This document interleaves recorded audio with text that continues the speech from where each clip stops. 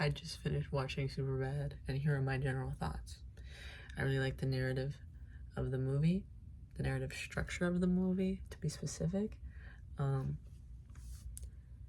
really like how it kind of flows, almost like someone telling you a crazy story, and there's a lot of fun storytelling moments in there. I really liked the comedy for the most part. I thought was really funny. I've always thought it was really funny. I have seen this movie a million times. So obviously I think it's funny. I think it's really funny. I think it's hilarious.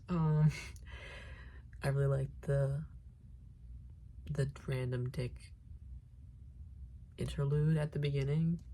That has absolutely like barely any influence on the story. I think that's awesome. I really like, well, just something I noticed this time watching it is the cinematography of Superbad is kind of odd and weird. Like, all the characters are just on a completely like blurry background most of the time when they're talking. Like if their characters are having a conversation, it's their head, but then the background is like blurred out, which is really interesting. And I think that kind of adds to how it feels like someone's telling you a story, because the important part is not what's going on in the background, but the important part is the dialogue and what's happening, kind of thing. So yeah, it's like you don't even know really. It's just a backdrop. It's not actually there. It's very interesting. I don't know if that's me reading too far into it, but that's kind of what I was getting from it this time around. I have a deep connection with this movie.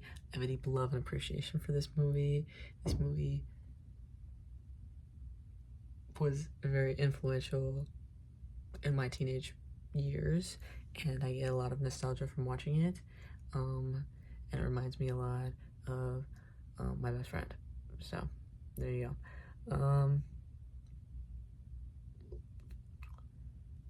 Oh yeah, the movie though does have its flaws, which is I gave it 4.5 stars on Letterboxd.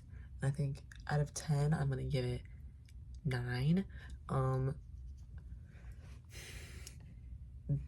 The whole cop narrative I have general issues with. I don't think it's as bad as it could be. Just the overall, I don't know, not to get too political, I feel like the cops are definitely shown to be corrupt, but it's not necessarily completely like, I don't know how to say this. It's not necessarily frowned upon the entire time. There are definitely moments where I think the audience is supposed to be like, oh, this is, but I also think in the end they are played to be cool. Like, those moments are pretty equally balanced, and again, I don't think that's necessarily the worst thing in the world, but I do find it interesting, and I do find, I think now especially, that's just a culture change. I think cops, in my experience, are viewed much more negatively now than like when I was younger. And this movie came out even really before I have solid memories of the political sphere of the world, if you would need to date me and date this movie.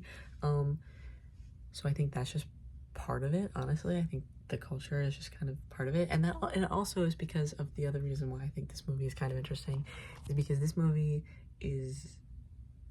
Okay, I went off on a little bit of a tangent there. So I'm just gonna condense what I was saying down, because I talked for way too long. Basically, I think that there are definitely points in it that this was written by white men kind of idealizing their white boy teenage years.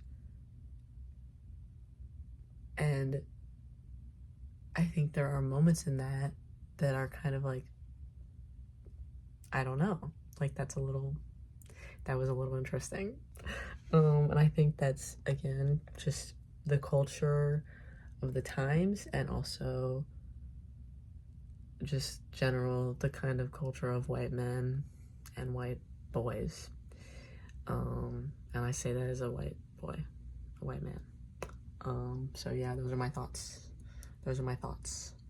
I love Michael Cera in this movie. I think this is the only other thing that Jonah Hill has created that I like. Well, one of two things that Jonah Hill has created that I like. The other one being 21 Jump Street, which I have similar opinions about. It's really funny, but I have my problems with it. And I really like Christopher Muniz, and he has another last name that I forget. I really like him in this, and he was in How to Train Your Dragon, which I just found out recently. He was in the animated How to Train Your Dragon. Two crazy projects. He's also did a brief role in Pitch Perfect. Crazy filmography. Love that guy. Seth Rogen, Suck on My Balls, and I Love You, Bill Hader.